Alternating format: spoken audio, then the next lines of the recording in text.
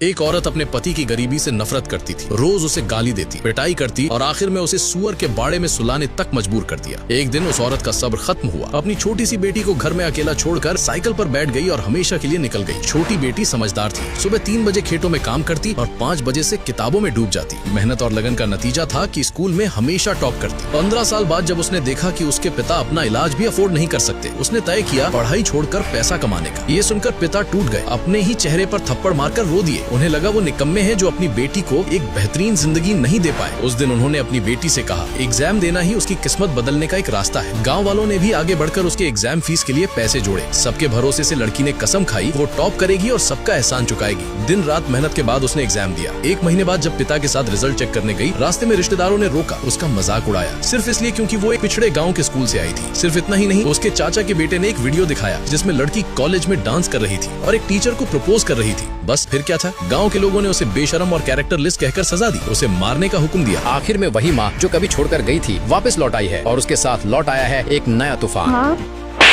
मुझे माँ मत कहो, तू मेरी बेटी नहीं है, तू सिर्फ मेरी एक गलती है, गलती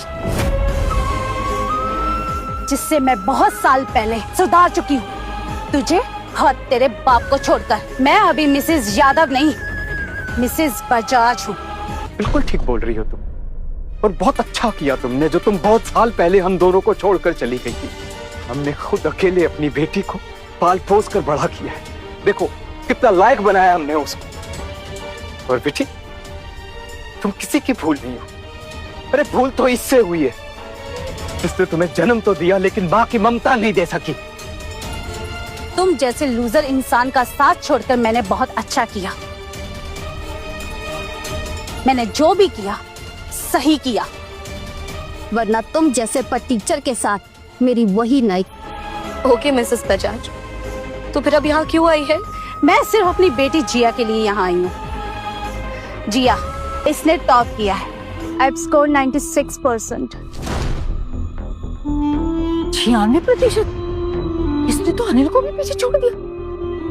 अब तो 10 लाख भी खड़े। ओके सर, ठीक। मिस कविता जी ठीक कह रही हैं। ऑफिशियल अपडेट के मुताबिक कविता जी की बेटी जिया ने ही टॉप किया है। नहीं, ये नहीं हो सकता है। हमने खुद इसे देखा था। ये एग्जामिनेशन हॉल को 5 मिनट में छोड़ के निकल गई थी। इसने कुछ भी नहीं लिखा था पेपर में। पापा मैं सच कह रही हूँ। आपको अगर हम पर विश्वास नहीं हो रहा तो सीसीटीवी का फुटेज निकलवाइए, सब कुछ सच पता चल जाएगा। हाँ